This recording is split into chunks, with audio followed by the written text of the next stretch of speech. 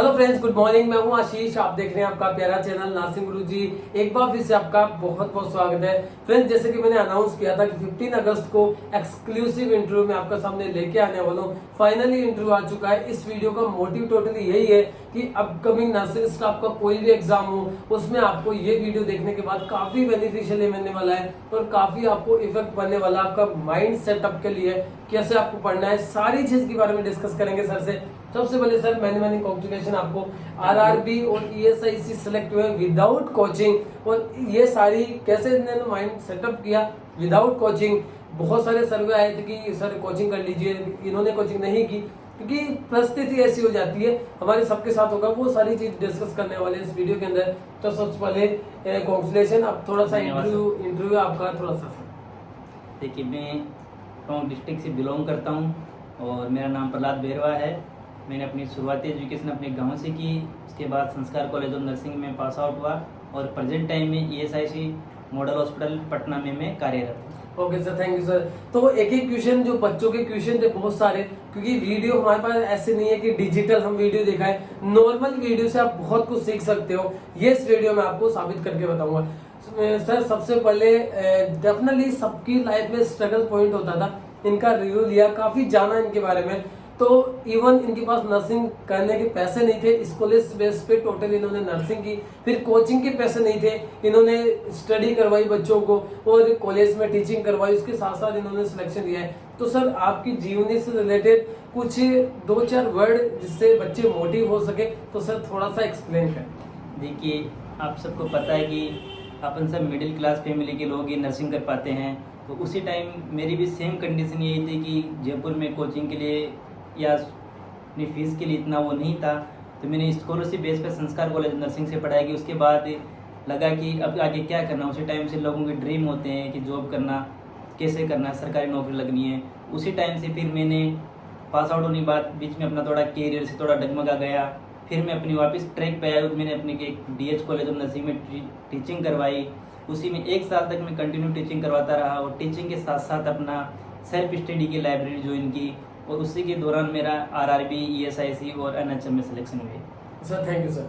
Sir सभी को बच्चों को जानना है कि जैसे कि सबका एम्स में सिलेक्शन हो जाता है बच्चों का, तो वो दूसरे एम्स में फिर ट्राई करते हैं। कोई जोधपुर, दिल्ली वाले को जोधपुर चाहिए, जोधपुर वाले को पता नहीं कुछ और चाहिए। तो अलग अलग ड्रीम होते हैं। सर से मेरी बात हुई तो सर इस बात को लेके आप सबको कुछ कहना चाहते हैं। अगर आप कहीं सिलेक्टेड हो तो एक एक बाय स्टेप बाय सब कुछ समझेंगे इस वीडियो के अंदर। सर इस चीज पे आप कुछ बताना चाहते हैं? देखिए, मैं कहना चाहता हूँ, लोग कई बार अपनी इंटेलिजेंसी शो करने के लिए इस एम्स में सेलेक्ट होते हैं, आरआरबी, डीएसएसबी, हर इंस्टीट्यूट में एग्जाम देते हैं। बट आदमी ज्वाइन सिर्फ एक जगह करता है, तो वो खुद तो ज्वाइन नहीं कर पाता। प्लस किसी बच्चे का, एक गरीब आदमी होता है, किसी भी स्टूडेंट का सपना होता है कि जॉब लगे, उसकी भी सीट खराब कर देता है। मैंने भी 2 एग्जाम दिए, उसमें 2 शुरू में नहीं हुआ, बाद में 2 सिलेक्शन हुए, एनएचएम में हुआ, ईएसआई में हुआ, आरआरबी में हुआ।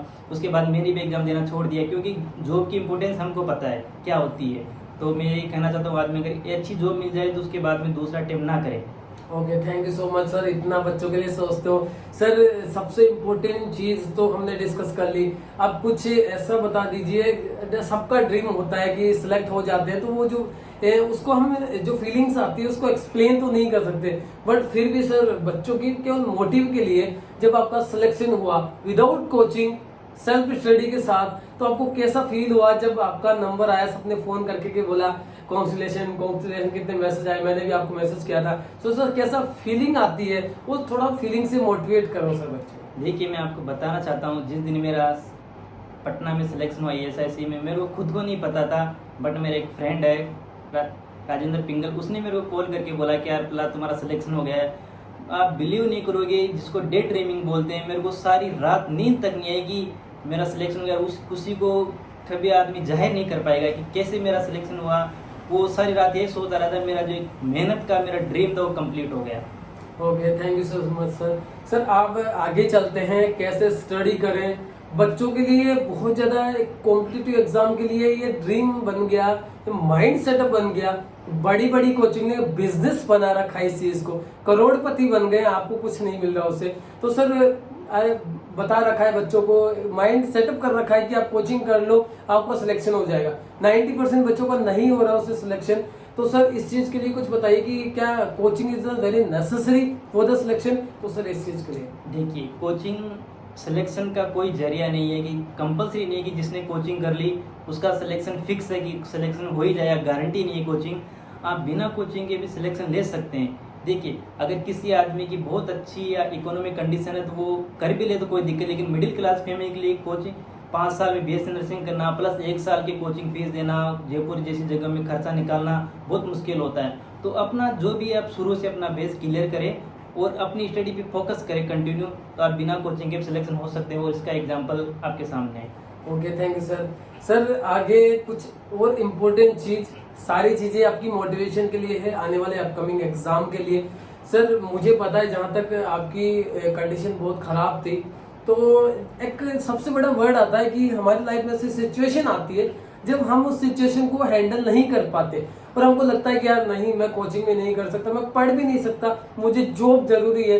तो सर जॉब अगर कोई बच्चा GNM कर लेता है, BSc कर लेता है, उसके बाद में उसको जॉब बहुत ज्यादा जरूरी हो जाती है, तो उस चीज को कैसे माइंड पॉजिटिव बना के रखे, ऐसे बिल्कुल कॉन्फिडेंस के साथ वो कैसे पढ़ सके और उस सिचुएशन को कैसे मेंटेन कर सके। क्योंकि घर की प्रॉब्लम, अगर मैरिड है तो वाइफ की प्रॉब्लम, बच्चे है तो बच्चों की प्रॉब्लम, और हमारी खुद की प्रॉब्लम तो खत्म ही नहीं होती। तो उस चीज को कैसे एक डायरेक्शन में ला सके उसके लिए।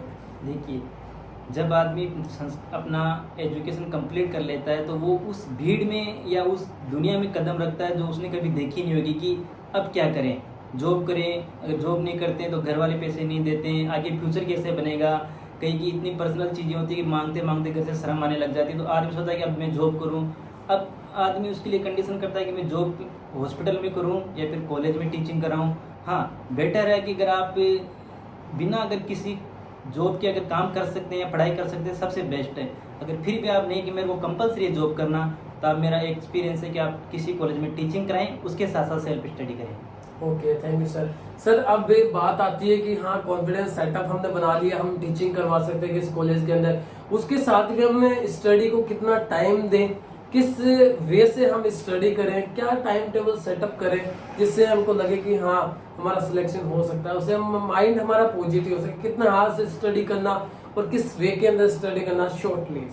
देखिए, शुरुआत से जब स्टूडेंट फर्स्ट ईयर से एजुकेशन लेता है, पढ़ता है, उसी टाइम से उसका बेस क्लियर होना चाहिए। जो टॉपिक पढ़े, जो सब्जेक्ट पढ़े, उसको ऐसा पढ़ें कि उसमें से अगर एक भी क्वेश्चन आ जाए तो मैं उसमें छोड़ नहीं पाऊँ, और अपना जितना मैक्सिमम टाइम हो सके अपना कॉन्शियसली अपना टाइम दे। उसको मिनिमम 5 to 6 आवर्स आपको पर डे देना होता है।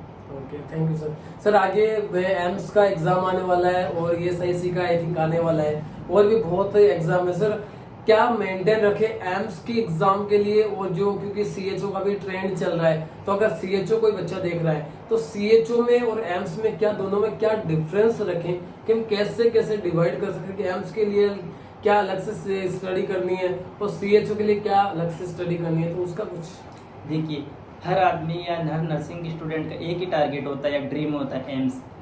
ठीक है, तो जैसे जैसे ट्रेंड बदल रहा है, एग्जाम पैटर्न बदल रहा है, कंडीशन बदल रही है, पहले नॉर्मल क्वेश्चंस आते हैं, फिर प्रैक्टिकल बेस आने लगे, अब इमेज बेस आने लगे, बीच में दिल्ली एम्स ने तो वीडियो बेस भी क्वेश्चंस दिए थे।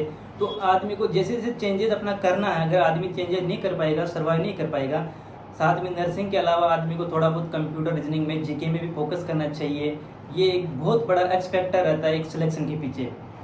ओके, थैंक यू सर इतना हमको टाइम देने के लिए। आई होप बच्चों आपको सारी वीडियो समझ में आई होगी, बहुत कुछ पॉजिटिव आपको माइंड को होगा।